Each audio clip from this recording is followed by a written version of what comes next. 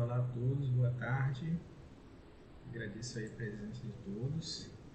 Até um integrante do Mato Grosso do Sul, né, que eu fiquei até brincando, botei Ministério da Saúde. Agradeço a todos que estão participando hoje, né, sábado.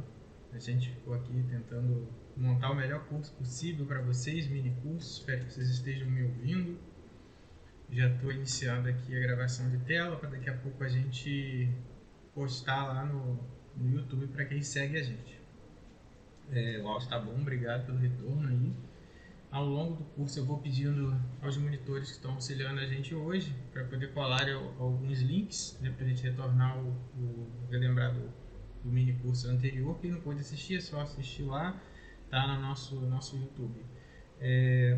Vou deixar a tela aqui projetada e aproveitar para poder falar para vocês que o nosso projeto, o Programa de Ensino Saúde na Universidade, ele é um projeto que ele é voltado para levar conteúdos, né, e une a extensão, o ensino, a pesquisa, e ele tem um apoio de outros projetos, né? Isso é um programa, são vários projetos juntos.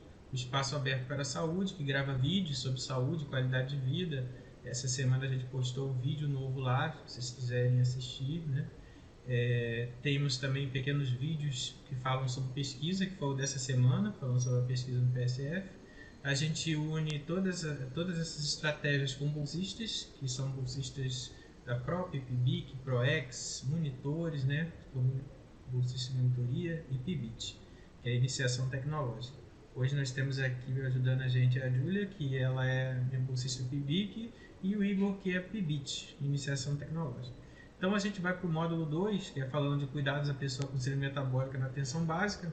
A gente tem como objetivo esse mini curso falar sobre as principais características das doenças crônicas degenerativas que compõem essa síndrome.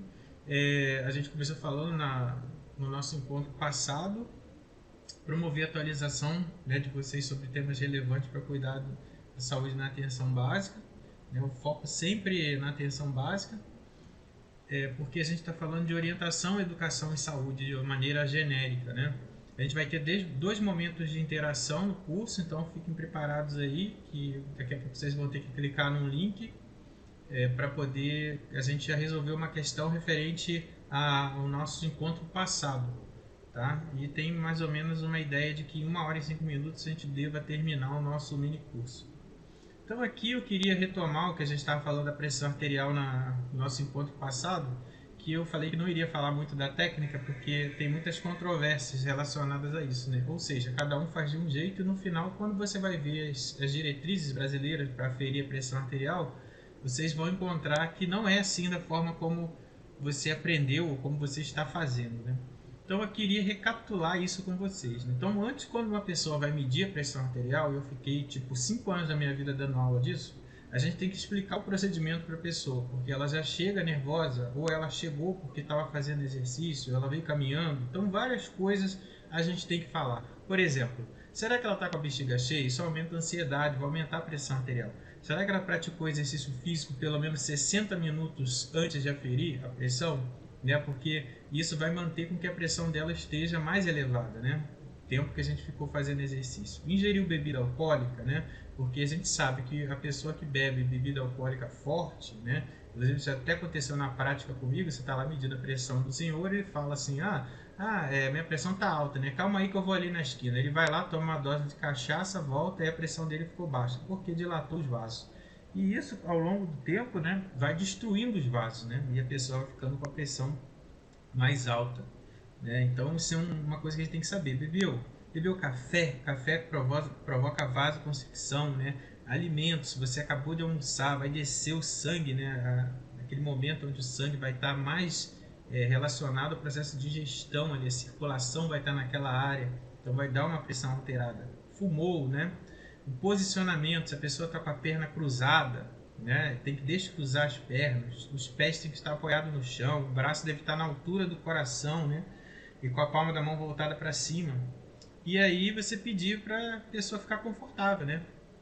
E aqui essa sequência, que é das 6 diretrizes brasileiras de hipertensão, que o Igor já deve estar colando aí, 6ª não, 7ª, é o manual mais atual né? O que eu notei de diferença é o que eu vou falar daqui a pouco para vocês.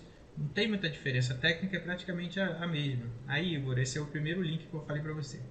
Aí determinar a circunferência, né, do braço da pessoa, porque de acordo com cada braço a gente vai ter um manguito, uma braçadeira diferente, e isso não é visto na prática. A pessoa coloca um padrão lá que já tem, selecionar o manguito adequado, tá vendo? Não tem isso, né? E era para ter, colocar o manguito sem deixar folgas de 2 a 3 centímetros, né, acima da fossa antecubital, né, que é essa dobra do braço aqui, que todo mundo conhece lá na prática, e centralizar o meio da parte compressiva do manguito sobre a artéria braquial. Inclusive vem uma indicação falando, coloque a artéria aqui, por isso tem que palpar a artéria. E aí você vai fazer o que? Você vai inflar, né? Ele vai falar para você palpar a artéria braquial, né, na fossa antecubital, e depois você vai inflar rapidamente de 20 a 30 milímetros de mercúrio, né? Ou seja, você não vai fazer uma inflada muito forte, você vai inflando lentamente. E aí você vai palpar essa artéria e você vai ver quando que vai sumir, né, essa artéria. Né, o pulso da artéria. Vai sumir a artéria, foi ótimo. Né? Quando vai sumir o pulso da artéria. Você pode fazer isso também palpando o pulso braquial ou o radial. Aí quando sumir, né, esse som, você vai fazer a deflação total, né, e esperar um pouco, e depois você vai inflar rapidamente até esse ponto que sumiu, né, para você estimar acima de 20 a 30 milímetros de mercúrio de onde sumiu esse pulso. Eu fiz um vídeo, tentei passar aqui, mas não fica, ele fica sem som, não teve jeito. Mas de qualquer forma, essa é a medida que eu estou falando para vocês em 2 passos. Você pode fazer isso direto também, tá? Que aqui é o que a norma fala. Você palpar a artéria, e essa é a diferença. Não fala mais para fazer em 2 etapas, fala para fazer de forma direta. Palpar a artéria braquial, inflar de 20 a 30 milímetros acima de onde você sentiu que o pulso sumiu, né? E fazer a deflação lentamente de 2 milímetros de mercúrio por segundo, ou seja, não é abrir tudo. E aí você vai escutar o primeiro som, né? E depois, quando tiver o abafamento, você vai ver que é a pressão arterial mínima. Então a máxima é quando você escuta o primeiro som de Korotkov, né? E a mínima é quando há o abafamento, né? na fase 4 de Korotkov. Aí você vai anotar a pressão. Então, basicamente é isso, né? Tentar fazer sem arredondamentos e tudo mais. Então a gente vai para o nosso primeiro momento de interação, onde o código da pergunta no Mint, o link está aí no chat, e tem uma pergunta para vocês que tem a ver com o conteúdo da aula passada, que a gente fez, é uma questão de concurso, que fala o seguinte: de acordo com a Diretriz Brasileira de Diagnóstico e Tratamento da Síndrome Metabólica, dentre os fatores de risco mais importantes para a morbimortalidade relacionados às doenças crônicas, consideram-se. Então, quais são os fatores aqui abaixo mais importantes para a morbimortalidade relacionada a doenças crônicas, né? A hipertensão arterial e ingesta insuficiente de gordura hidrogenada, tabagismo e ingesta insuficiente de carboidratos e gorduras saturadas, hipercolesterolemia, ou seja, o colesterol alto e ingestão suficiente de frutas, verduras e hortaliças, e D, inatividade física e ingestão suficiente de lactose e glicose, que eles escreveram glucose aí. Eu vou parar de projetar para poder o Igor projetar aí e a gente ver as respostas de vocês. Vai estar lá no Mint, já deve estar aqui no chat, né? E o código também. E aí vamos ver como é que vocês respondem essa questão do TRF 2012. Então tá aí a pergunta, ó. Nas atividades de promoção à saúde, os profissionais de saúde devem saber que a hipertensão zero... Não é essa questão, é a outra questão. A gente botou essa aí, não, é a outra aí. Não tem problema não. O pessoal já deve estar respondendo na outra. Aí, então, segundo a Diretriz Brasileira de Diagnóstico e Tratamento de Síndrome Metabólica, quais os fatores são importantes para a morbimortalidade de doenças crônicas degenerativas? Tá aí o link. A gente vai dar um tempo aí para vocês. Não dá nem para ler direito aqui, né? Ficou muito pequeno, mas eu posso ler para vocês aqui. A questão A, a resposta A, na verdade, ela fala que está relacionado à doença crônica e fatores de risco, a hipertensão e ingestão insuficiente de gordura hidrogenada. A questão B fala de tabagismo e ingestão insuficiente de carboidrato e de gordura saturada. A questão C fala de hipercolesterolemia e ingestão insuficiente de frutas, verduras e hortaliças. E a questão D fala de inatividade física e ingestão insuficiente de lactose e glicose. Então, qual que vocês acham que é a certa, né? Então, a gente já tem a participação aí, tá indo. E a maioria até agora está colocando C, né? Igual a Bruna falou, a Ludmilla, e assim vai o pessoal respondendo. A Tatiana está apresentando também, todo mundo apresentando em cima do Igor. Não consegui entrar no link. Então tá aí, ó. A maioria até agora respondendo que a questão C, obviamente seria, né? Não tem como ser as outras, a gente vai comentar o porquê. Mas a maioria esmagadora até agora acertaria a questão. A gente tem aí 73 pessoas no chat, na live, no nosso encontro, não sei nem se a gente pode chamar isso de live, na nossa reunião virtual. E sendo que automaticamente deve ter umas 40 pessoas tentando participar do Meet agora. Então é isso, né? Eu acho que já deu uma resposta. Eu vou fazer um print aqui.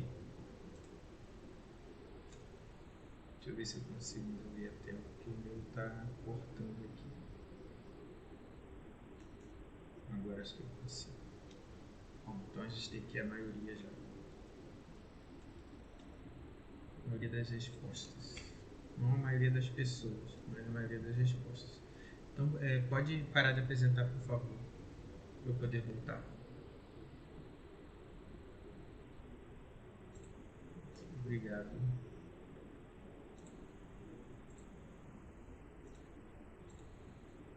Então, daqui a pouco a gente vai ter uma outra pergunta para vocês. Então, aqui eu fiz o print e coloquei para a gente poder continuar. Então, aqui só para comentar, né? Não poderia ser a A, porque já é suficiente de gordura hidrogenada, né? Isso nem é recomendado, né? Tabagismo já é suficiente carboidrato. A gente sabe, viu o nosso encontro anterior, né? Quem quiser pode assistir lá no canal, que na verdade o excesso de carboidrato que vai fazer ter problema de gordura hepática, né? De você ter um acúmulo de gordura, de engordar, de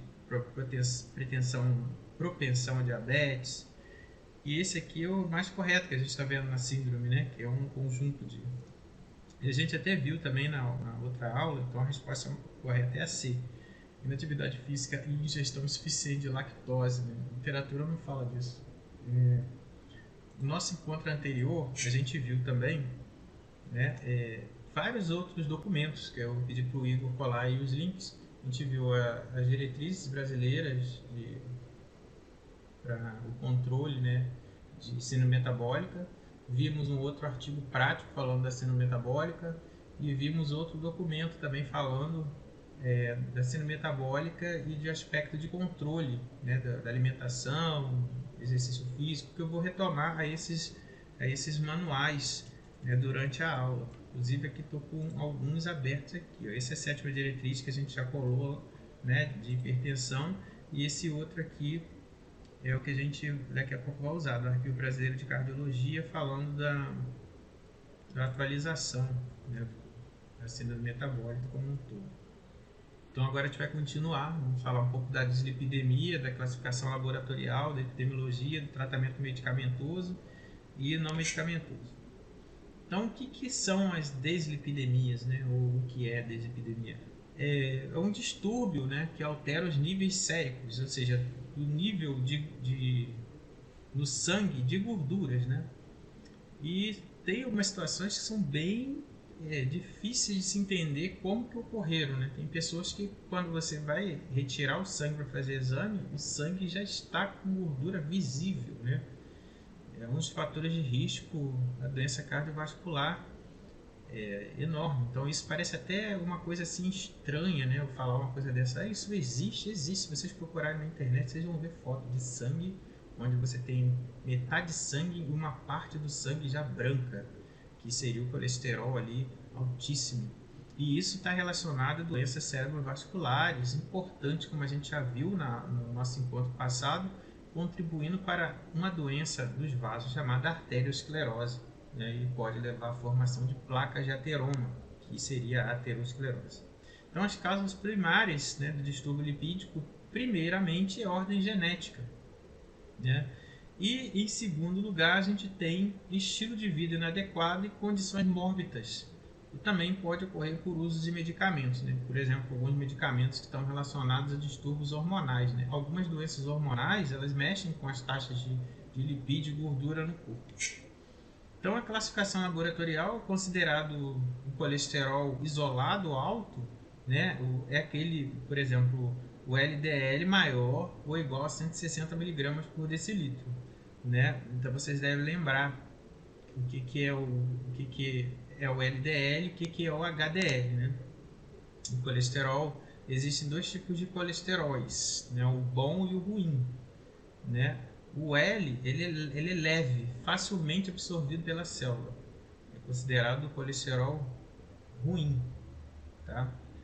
Hipertrigliceridemia isolada, ou seja, quando você tem triglicérides, né, maior ou igual a 150 mg por decilitro ou maior ou igual a 175 mg se a amostra for em jejum.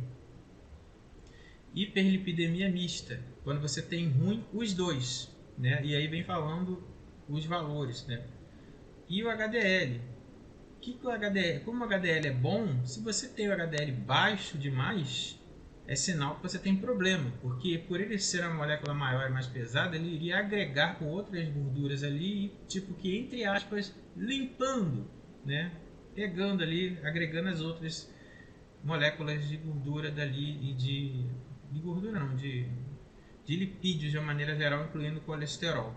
Então, se você tem o HDL baixo, isso é ruim, né? Então, onde se encontra o HDL bom, né? Em alguns tipos de alimentos, né? Nozes, né?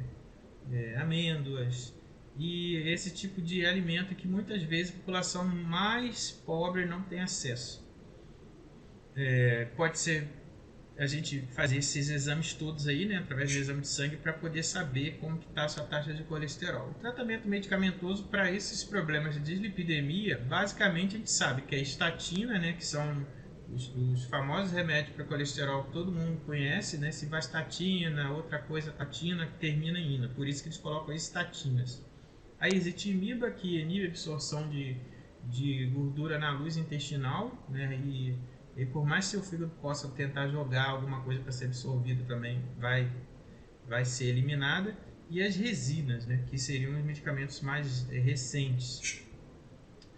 E aí a gente pode incluir também a terapia nutricional, incentivo à alimentação saudável, ácidos graxos trans, né, devem ser excluídos da dieta, ou seja, tudo que tem gordura trans, eu falei isso no nosso encontro passado, no mini curso passado, porque quando a gente faz uma alimentação de produtos industrializados, muita gordura trans é colocada ali, né, a gordura hidrogenada, inclusive o óleo de cozinha é uma gordura hidrogenada, e as pessoas consomem desesperadamente óleo em tudo, né, uma coisa assim que a gente criou um hábito pautado em cima da indústria alimentícia danosa, né, porque você não usaria isso de uma maneira natural, mas a gente acaba utilizando na cozinha muito óleo hidrogenado.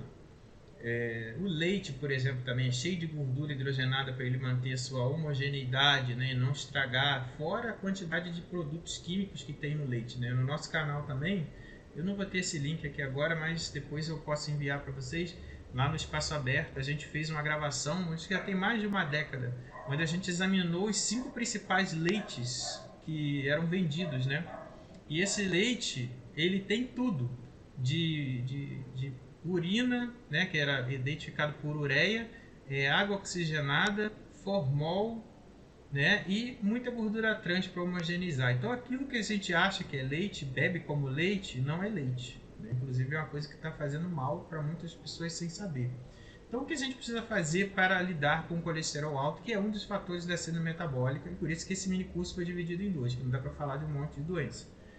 A gente tem que modificar o estilo de vida, aquilo que todo mundo já sabe. Então, perder peso, diminuir a ingestão de bebida alcoólica, porque o álcool é uma caloria vazia, né? Você vai colocar caloria no seu organismo, ele vai converter isso em, né, esse açúcar, né, em glicogênio, do glicogênio por uma reação muito complexa e longa, vai converter em gordura para ser armazenada. E quando você vai ver, você está com esteatose hepática, porque está consumindo muita glicose e muita caloria vazia.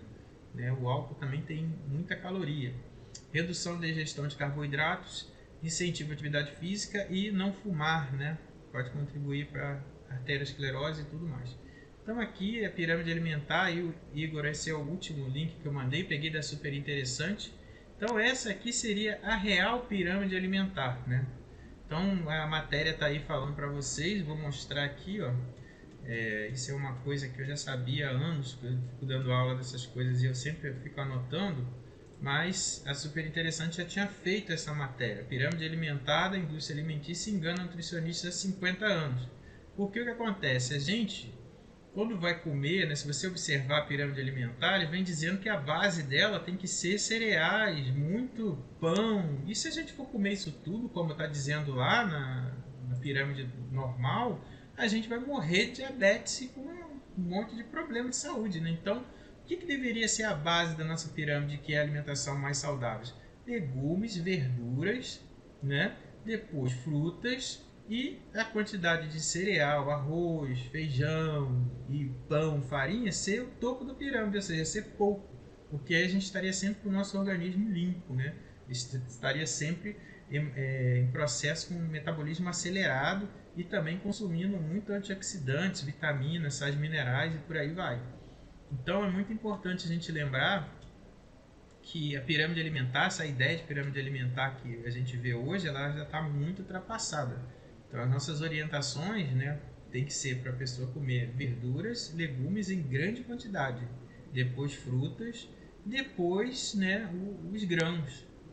A dieta do brasileiro de arroz com feijão, ela é até boa. Eu falei isso na aula passada, né, no nosso encontro passado. Por quê? Porque a gente tem a proteína do feijão, né, e também bastante energia do arroz. E se você tem uma proteína, seja ela ovo ou qualquer outra fonte proteica além do que já tem o feijão, você está bem, né? Você consegue ter pelo menos uma alimentação quase que não é completa, né? Porque vai faltar um monte de coisa, né? Vitaminas, alguns sais minerais, mas você consegue se manter. Tanto que o brasileiro durante décadas não apresentava obesidade, e agora, devido a essa inversão dessa pirâmide alimentar e produtos industrializados, a gente está aparecendo com muitas complicações, né? Então a gente vai falar na parte 4 de critérios de diagnóstico, exame físico, a prevenção primária, e tratamento e orientação. Então a síndrome metabólica, ela se trata de um conjunto de alterações fisiopatológicas simultâneas, a gente já falou, né? O aumento da pressão arterial, diabetes, né? Que seria uma descompensação da glicose no sangue, que são, na verdade, distúrbios metabólicos, né? A alteração da gordura no sangue, né? Dos triglicerídeos. E aí isso tudo envolve, em particular, o metabolismo da glicose, se você parar para pensar, né? Porque uma coisa está ligada à outra. Então, diversas alterações no metabolismo, né?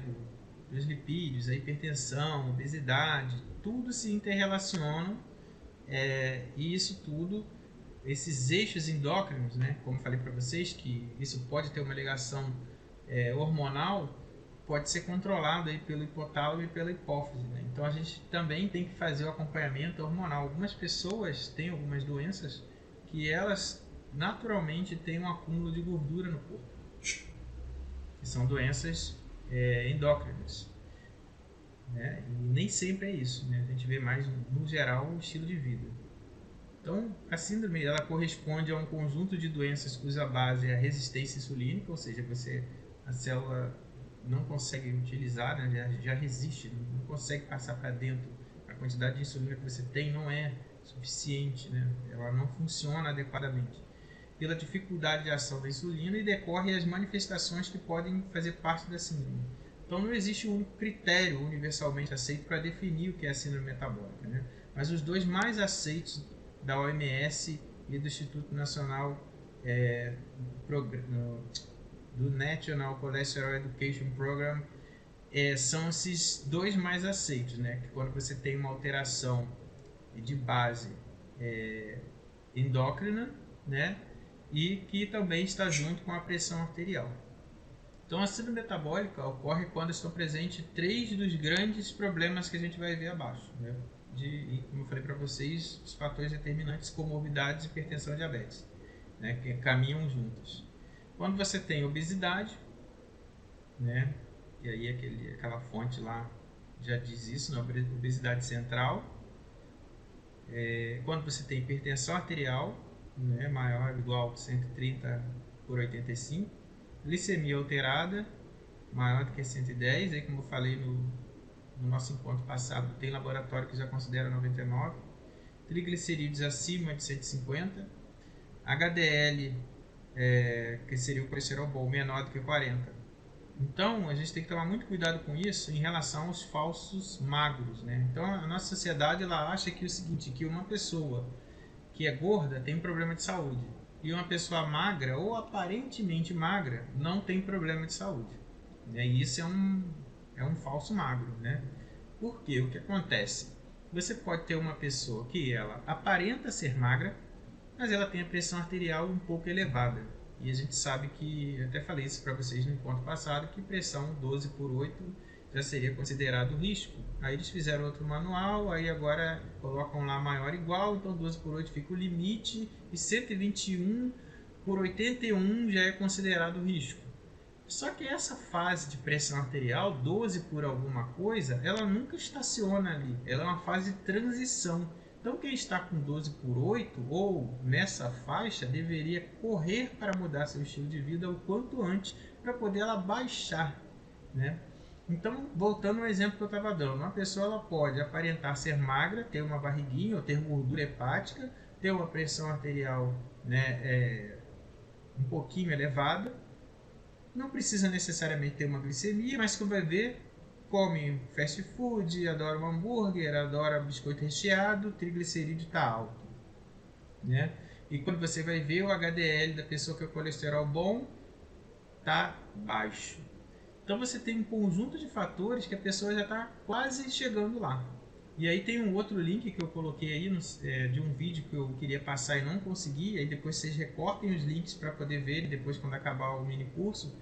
Aí eu vou pedir para o Igor colar aí o que fala da obesidade infantil. Vocês vão ver nesse vídeo de 3 minutos uma reportagem já antiga de uma menininha novinha que está com isso tudo alterado. Então ela tem colesterol alterado, ela tem obesidade, ela tem 6 anos de idade. Quando você vai ver, o lanche da garota é pacote de biscoito recheado, toma refrigerante. Então isso é para a gente ver que desde pequeno já existe um problema, né, na nossa cultura de que comer faz bem, né? Não importa o que você come, mas a gente tem que ver que a literatura e a ciência mostra que os produtos industrializados não fazem bem para a saúde. Então, essa parte aqui é muito importante perder tempo falando dela, que a gente vê, por exemplo, a circunferência, cintura, né, da mulher 88, né, e no homem 102. É claro que um atleta ele não vai ter a cintura assim, né, só se ele for lutador de sumô.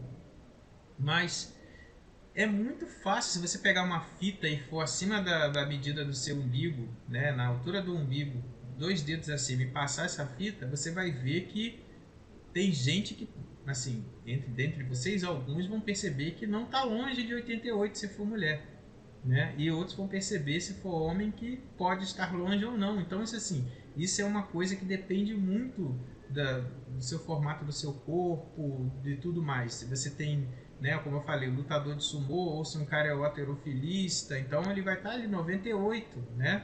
vai estar quase no 100. Mas por que você está dizendo isso? Porque existe uma coisa chamada gordura interna. Então aí vem um outro fator relacionado ao falso magro. Então a pessoa ela pode aparentar ser magra, mas quando ela vai fazer a medida de impedância do corpo dela, né, de medir a quantidade de água, de gordura e osso que ela tem, quem tiver essa balança em casa pode medir, você vai ver que você pode ser um falso magro, que você tem gordura ao redor dos órgãos.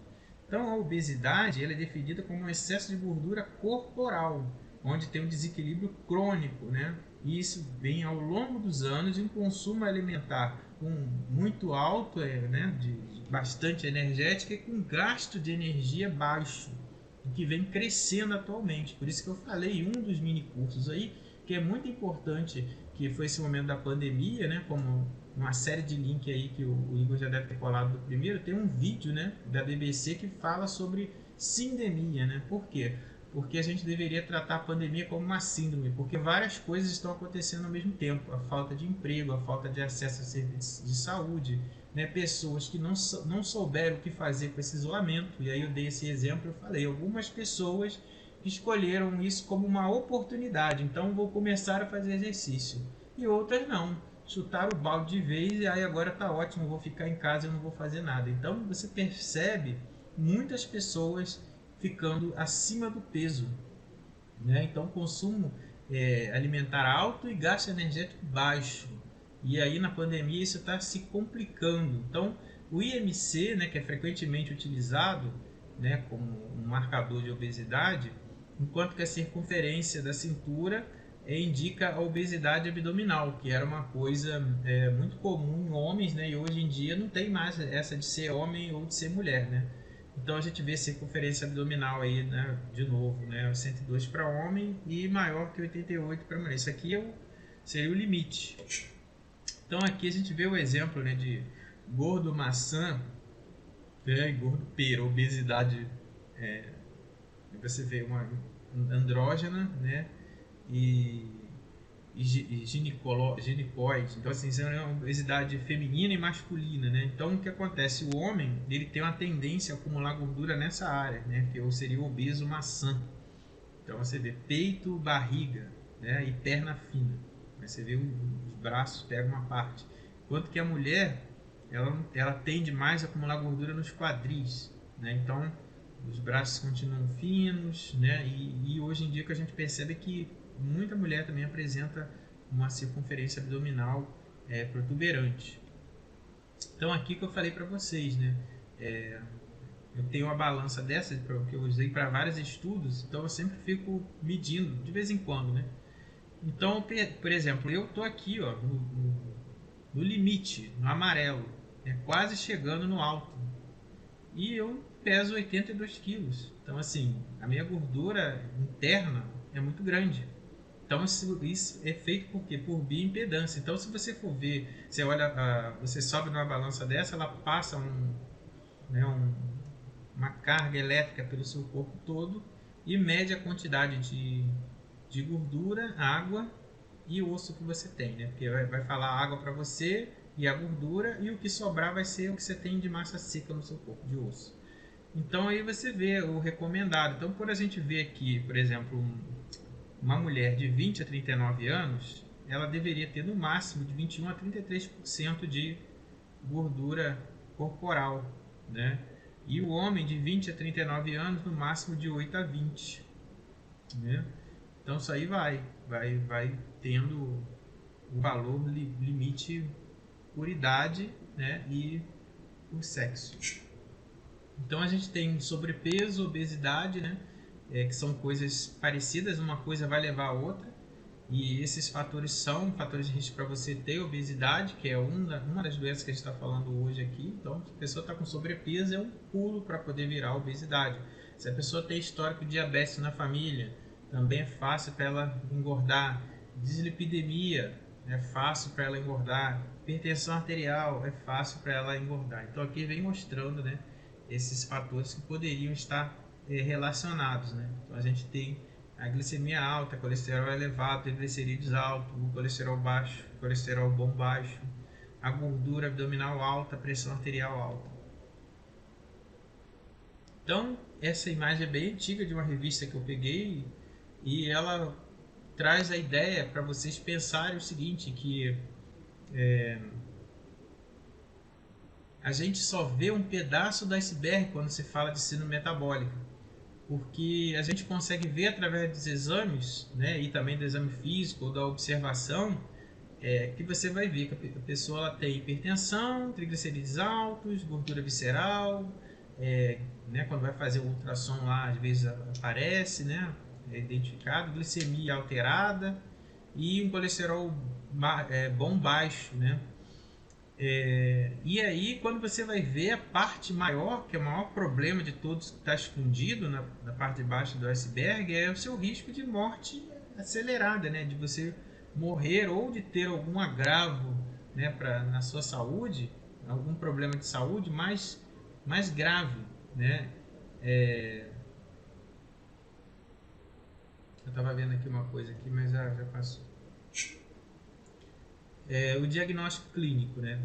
A gente sempre tem, quando vai examinar as pessoas, né, conhecer, a gente tem que colher o histórico, né, conhecer o processo de saúde, doença da pessoa, saber como que ela lida com a situação da saúde, da doença e por aí vai.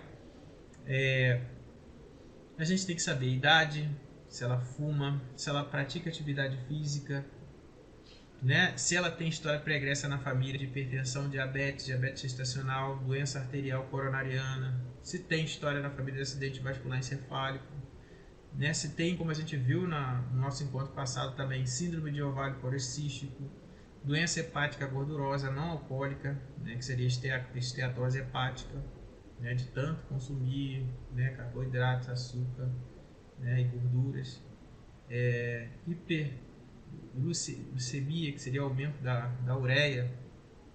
Então, história familiar de hipertensão, diabetes, uso de medicamentos hiperglicemiantes, né? Se ela faz uso de corticoide, né?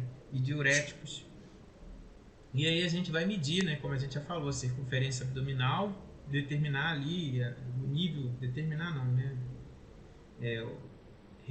Aferir, né? A pressão arterial, no mínimo 2 medidas da pressão por consulta na posição sentada após 5 minutos de repouso, né? E observar o valor da pressão arterial, peso e estatura, né? Fazer o cálculo do IMC. É claro que no posto de saúde não vai ter balanças de bioimpedância, né, para a gente ver a gordura interna, mas você vai ter como fazer o IMC e com a cintura, né, observar a cintura para ver se há uma gordura abdominal acima do normal. Se há indicação, né, se você consegue ver, né, se há sinais disso. Exame de pele, né? A gente quando observa a pele das pessoas, né, junto às dobras, quem tem problemas de obesidade por alterações, né, da absorção da glicose, também da alteração de dislipidemia, pode ocorrer as pessoas terem essas manchas chamadas acantose nigricans. Acantose nigricans são essas manchas escuras nas dobras. Então as pessoas provavelmente estão com algum problema metabólico relacionado à glicemia, né? Então aqui a gente vê na primeira imagem a dobra de pescoço, né? Essas outras pápulas aqui podem ser outras coisas, tá? Pode ser alguma coisa relacionada a verrugas, né? Que pode ser HPV verruga, né? Dá verruga no corpo todo. Então existem mais de 150 tipos de HPV. Então não é só relacionado à doença sexual, não, tá? Aí aqui a gente vê, ó, escuro, isso aqui é o desodorante. Aí você vai ver se passa desodorante no pescoço também. Então assim, é uma coisa que a gente pode observar. E o exame cardiovascular, que é você fazer a escuta cardíaca, medir a pressão arterial, observar. Então, os fatores de risco associados à alimentação e atividade física, né, 3 deles têm grande impacto no aparecimento da síndrome metabólica, né? Ou seja, a gente tem que pensar aí nesses 3 que eu vou falar agora, que seria a genética, né? Então, a gente tem que conhecer, por isso é importante o histórico, a alimentação inadequada, né? Então, da mesma forma que a gente consome industrializado de forma ruim, se você come arroz, feijão, macarrão, você está comendo só carboidrato também, né? Tudo bem que o feijão tem proteína, mas você tem uma carga ali de carboidrato muito elevada. e inatividade física. Então essas 3 coisas aí são fatores que contribuem para o surgimento da síndrome metabólica. Então a alimentação adequada, como a gente já falou, deve permitir o balanço energético e o peso saudável, ou seja, você não pode consumir mais do que o que você gasta. Se você tem problemas de ansiedade, você vai tratar a sua ansiedade. Você não vai comer para poder tratar a ansiedade, que você vai arranjar mais problema. Da mesma forma que algumas pessoas vão querer beber, vão querer usar drogas para poder esquecer seus problemas. Você vai arranjar mais problema. E isso é muito difícil das pessoas entenderem, porque muitas vezes elas não têm acesso a tratamentos ou conhecimento científico ou conhecimento de uma maneira favorável para a sua vida, e ela vai lidar com aquilo que ela pode, né? Então eu vou beber mesmo, né? Como eu falei para vocês, quem bebe todo final de semana é alcoolista, né? Quem bebe em todas as festas, mas tem festa todo mês, é alcoolista, né? Eu só fumo quando saio. Mas você sai todo dia, então você é tabagista. Então, assim, tem que reduzir a ingestão de calorias, não ter hábitos ruins, né? Tudo que tiver gordura trans, como eu falei para vocês, os rótulos que não puderem ser lidos, né? Informações que você vê que é alguma coisa química que você não consegue entender, deveria ser evitado, mas por isso que eu falei deveria, né? Aumentar a ingestão de frutas, hortaliças, leguminosas, cereais integrais, reduzir a ingestão de açúcar livre, né? E ingestão de sal sob todas as formas. Então, assim, deve ser desencorajado na atenção primária tudo aquilo que eu já falei para vocês, né? E os alimentos, quando forem feitos, dê preferência para eles serem cozidos no vapor, né? Isso daí é uma coisa que, eu sou pobre e não tenho acesso. Mas, por exemplo, uma panela elétrica, ela, dependendo de onde você for comprar, panela elétrica que cozinha no vapor, ela não é tão cara, tipo, é menos de R$100, né? Existem modelos que são até 60, 70 reais. E aquilo ali você vai usar anos, né? Então, assim, você pode fazer coisas no vapor, né? Legumes, né? E grelhados você pode fazer usando na frigideira ou alguma coisa assim. Mas lembrando que grelhado não é encher a frigideira de óleo, nem banhar nada em óleo. Então, recomenda-se uma ingestão diária de proteínas de 15% do valor calórico total da dieta, né? Geralmente, tamanho da palma da sua mão. E isso daí é diário. Então, por exemplo, se você já comer um bife no almoço, você não vai comer o bife na janta. É difícil, né, falar isso, né? Porque tem gente que realmente é carnívoro e não vai ter jeito. Vai consumir essa quantidade de proteína, às vezes, além do que o organismo precisa. Fatalmente vai ser reservado, não tem jeito. O hábito de fumar deve ser desestimulado, como eu já falei 45 vezes. Então, o tratamento não medicamentoso, a gente sabe que tem o plano alimentar, as atividades físicas e fatores que levam à redução do peso. E aí, incluindo também ter uma boa noite de sono, né? Porque, como a gente sabe, estudos indicam que quando você dorme o número de horas adequado, 8 horas, você tem uma tendência a emagrecer, né? A ter o seu controle endócrino, né? Ali no eixo. Aqui vem do manual que eu falei para vocês, que já está o link aí, né? E ele fala, né, no geral, o controle, você para ter o controle dessa síndrome metabólica, você tem que mexer com o estilo de vida, né? Aí você fala, eles dizem que no primeiro ano reduzir o peso corporal de 7 a 10%, depois tentar alcançar o IMC menor do que 25, né? Porque já seria obesidade, acima disso, obesidade mórbida. Então, né, você 25 aí está obeso. Mínimo de 30 minutos de exercício moderado a intenso, né, no mínimo 5 vezes por semana. Então é assim, quando você não quer fazer exercício, igual daqui a pouco, né, a gente está nublado hoje, é um ótimo dia para poder fazer caminhada. Você tem que ter uma motivação. Se não tem motivação, você não sai, né? Tem muitas pessoas que elas tentam sempre fazer exercício acompanhadas, né, e academia e tudo mais, mas você tem que se arrastar. Eu até brinco, falo com os meus alunos assim, olha, tem dia que eu não quero fazer nada, mas eu ligo a televisão e vou para a esteira, né? E aí fico ali andando, pelo menos eu estou fazendo exercício. Eu vou andar na rua, então, se não tem esteira em casa, né?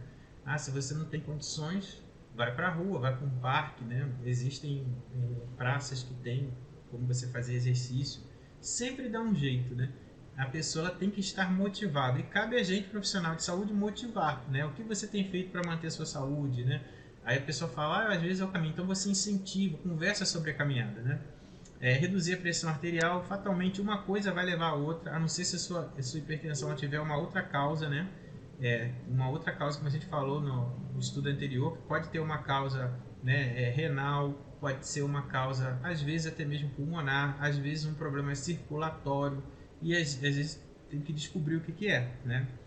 Hiperglicemia, né? A glicemia de jejum alterada tem que ser diminuída, né? Isso acontece aumentando a atividade física, hemoglobina glicada menor do que 7, e você às vezes necessita, em alguns casos, quem tem problema cardíaco, tomar AS, né, em baixas doses, né, aquele comprimidinho para criança, para poder manter o sangue mais fino, entre aspas. Então aqui a gente vê a realização de exercício físico sendo recomendado pelos arquivos brasileiros de cardiologia.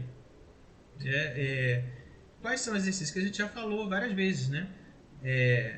Caminhada, ciclismo, corrida, natação, dança, dentre outros. Né? Então, o tratamento medicamentoso, né, é uma série de medicamentos que vão ajudar, né, a sensibilizar o organismo para a insulina, né? Então, aí a gente sabe de vários medicamentos, inclusive na aula passada a gente falou de alguns deles, e até mesmo que se não tiver jeito, a própria insulina, né? Mas a gente falou na aula passada, metformina, glibenclamida, e outros, né, inibidores e outros sensibilizadores, né? A própria metformina é um sensibilizador também para poder facilitar essa glicose. Enfim, então as orientações na consulta: estimular a realização de exercícios físicos regulares, orientar para a dieta adequada, estimular a perda de peso, identificar a classificação dos grupos alimentares, estimular o controle da hipertensão, orientar e identificar os fatores de risco para a síndrome metabólica. Determinar os limites da glicemia, né? Seria encontrar e tentar controlar. Descrever as principais modalidades usadas no controle de diabetes, né? Dieta, exercício, monitorização, né? Que é furar o dedo lá e ver como está, medicamento e orientação. Demonstrar a técnica adequada para a aplicação da insulina, levando em consideração os rodízios, né?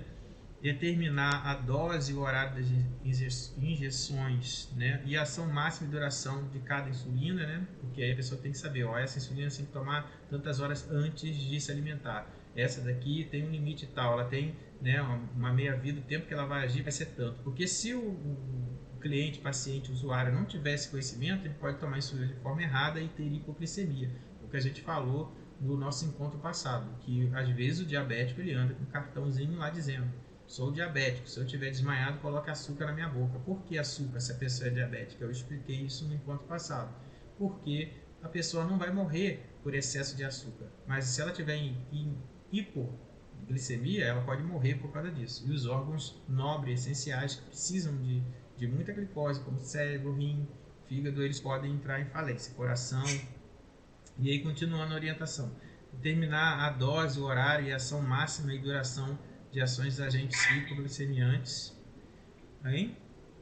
Alguém falou alguma coisa? Não. Só ligar o microfone. Então, aí o que acontece? Descrever onde armazenar a insulina, seringa e o material utilizado para aplicação e orientar o uso adequado de cada medicamento. Então aqui aparece o que a gente já falou no encontro passado, né, de você priorizar os alimentos in natura ou minimamente processados. Tem alguém com o microfone aberto aí? Se puder desligar, agradeço. Tá dando ruído aqui estranho. E aí vem, ó, o que você tem que fazer: o limite de consumo de alimentos processados, evitar os ultraprocessados. Então, no encontro passado eu até falei isso, né? Evitar fast food, cozinhar, você fazer a sua própria alimentação, comprar alimentos na feira, porque isso é um incentivo para você consumir verduras e legumes, né? Se você observar naquela pirâmide lá, não tinha batata, né? Não tem batata. A batata doce, por exemplo, é um alimento bom, né? A mandioca, mas por causa do alto teor de fibra. Mas a batata comum, né, ela tem muito carboidrato, né? E aí não adianta nada. Seja crítico com a publicidade dos alimentos, né? Por isso que foi até proibido durante a manhã, onde as crianças viam desenho na televisão, ter anúncio de danoninho, de um monte de coisa que a criança iria querer comprar e iria fazer mal. E aqui aquilo que eu falei para vocês, né? Nessa sétima diretriz, coloca lá que a pressão normal é menor ou igual a 12/8. Normal. não significa ótima. No manual antigo vinha ótima. Aí todo mundo gravou que 12 por 8 é ótimo.